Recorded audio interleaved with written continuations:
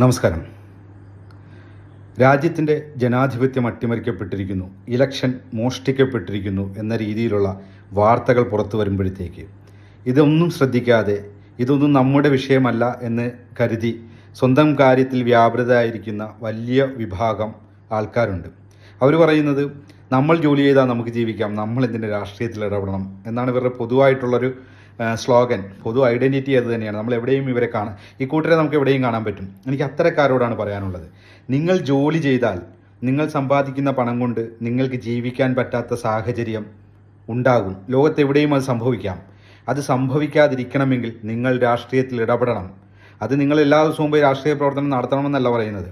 നിങ്ങൾ രാഷ്ട്രീയ പ്രവർത്തനം നിരീക്ഷിച്ചില്ലെങ്കിൽ, നിങ്ങൾ രാഷ്ട്രീയം നിരീക്ഷിച്ചില്ലെങ്കിൽ, അതിൻ്റെ ശരിതെറ്റുകൾ നിരീക്ഷിച്ച് സ്വന്തം അഭിപ്രായം പറയുവാനും സ്വന്തം പ്രതിഷേധം രേഖപ്പെടുത്താനും നിങ്ങൾക്ക് കഴിയില്ലെങ്കിൽ രാഷ്ട്രീയം നിങ്ങളുടെ ജീവിതത്തിൽ ഇടപെടും. നിങ്ങൾക്ക് ജീവിക്കാൻ പറ്റാത്ത സാഹചര്യം ഇവിടെ ഉണ്ടാകും. നിങ്ങൾക്കൊരു ധാരണയുണ്ട്, നിങ്ങൾ ജോലിക്ക് രാവിലെ പോയി വൈകിട്ട് വരെ ജോലി ചെയ്ത് നിങ്ങൾ കുറേ സമ്പാദിച്ചു കഴിഞ്ഞാൽ നിങ്ങൾക്കെല്ലാം പെർഫെക്റ്റായിട്ട് നടക്കുമെന്ന്. എങ്ങനെ നടക്കും? നിങ്ങൾ വീട്ടിലേക്ക് വരുമ്പോൾ നിങ്ങളുടെ വീട്ടിൽ നിങ്ങൾ സമ്പാദിച്ചു വെച്ചിരിക്കുന്ന സമ്പാദ്യം ഒരു കൂട്ടം സാമൂഹ്യ വിരുദ്ധർ ആക്രമിച്ച് കയറി എന്തുകൊണ്ടാണ് കൊള്ളയടിച്ചുകൊണ്ട് പോകാത്തത്?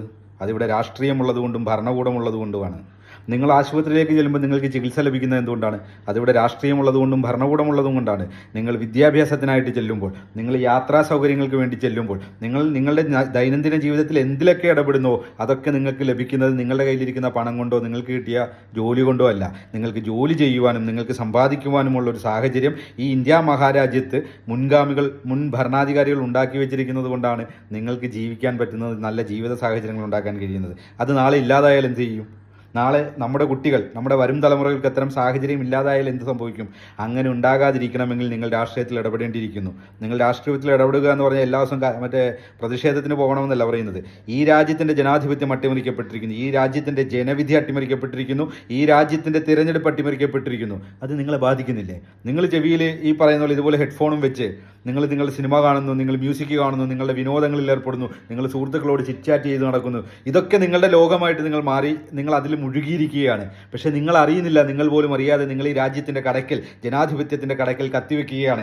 നാളെ നിങ്ങളുടെ കുട്ടികൾ നല്ല രീതിയിൽ ജീവിക്കേണ്ടി വരുന്ന സാഹചര്യം കൂടെ ഇല്ലാതാക്കാൻ നിങ്ങളിവിടെ അടിത്തറ പാകുകയാണെന്ന് നിങ്ങൾ അറിയുന്നില്ല.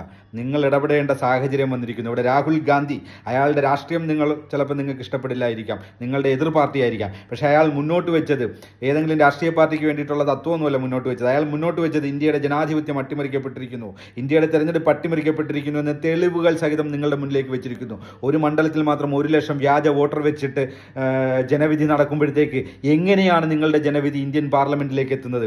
നിങ്ങൾ തെരഞ്ഞെടുക്കപ്പെട്ട ആൾക്ക് നിങ്ങളെ ഭരിക്കാനുള്ള അവകാശം ഈ ഇലക്ഷൻ കമ്മീഷൻ ഓഫ് ഇന്ത്യ നിഷേധിക്കുമ്പോഴത്തേക്ക് ഒരു മനുഷ്യൻ 6 മാസത്തെ കഠിനാധ്വാനത്തിന്റെ ഫലമായിട്ട് തെളിവ് സഹിതം നിങ്ങളുടെ മുന്നിൽ വന്ന് നിൽക്കുമ്പോൾ ഒന്ന് കൈയടിച്ചെങ്കിലും അയാളെ പ്രോത്സാഹിപ്പിക്കാനുള്ള മാന്യത, ധാർമ്മികത, രാഷ്ട്രീയ മര്യാദ അല്ലെങ്കിൽ സാമാന്യ ബോധം നിങ്ങൾ കാണിക്കണ്ടേ? നിങ്ങളത് കാണിക്കുന്നുണ്ടോ എന്ന് സ്വയം ചിന്തിക്കുക. നിങ്ങൾക്ക് വേണ്ടിയിട്ടല്ല, നിങ്ങളെ തുടർന്ന് വരുന്ന നിങ്ങളുടെ പിൻഗാമികൾക്ക് വേണ്ടിയിട്ട്. നാളെ ഇവിടെ മികച്ച സാഹചര്യങ്ങൾ ഉണ്ടാകണമെങ്കിൽ, സമ്പാദിക്കുന്ന പണത്തിന് ഇവിടെ ജീവിക്കാനുള്ള സാഹചര്യങ്ങൾ ഉണ്ടാകണമെങ്കിൽ, നിങ്ങൾ ഇന്ന് രാഹുൽ ഗാന്ധി എന്ന് പറയുന്ന മനുഷ്യൻ അവിടെ നിന്ന് കാണിക്കുന്ന, അദ്ദേഹം മുന്നിലേക്ക് വെച്ച തെളിവുകൾ സഹിതം മുന്നിലേക്ക് വെച്ച ക്രമക്കേടുകൾ നമ്മുടെ മുന്നിൽ വെളിവാകുമ്പോഴത്തേക്ക് അതിനെതിരെ വിരൽ ചൂണ്ടുവാൻ, അതിനെതിരെ പ്രതിഷേധിക്കുവാനായിട്ട് മൗനം പാലിച്ച് നിൽക്കുകയല്ല നിങ്ങൾ വേണ്ടത്. ഒരു വാക്കുകൊണ്ടോ ഒരു നോക്കുകൊണ്ടോ എങ്കിലും ആ മനുഷ്യൻ സപ്പോർട്ട് ചെയ്യാൻ, അല്ലെങ്കിൽ അയാൾ മുന്നോട്ട് വെക്കുന്ന തെളിവ് സഹിതം മുന്നോട്ട് വെച്ച ക്രമക്കേടുകൾക്ക് വേണ്ടി ഇവിടുത്തെ ഭരണകൂടത്തിനെതിരെ സംസാരിക്കുവാൻ നിങ്ങൾ തയ്യാറായില്ലെങ്കിൽ വളരെ വലിയ അപകടത്തിലേക്കായിരിക്കും നിങ്ങളും നമ്മളും ഈ രാജ്യവും വീഴാൻ പോകുന്നത്.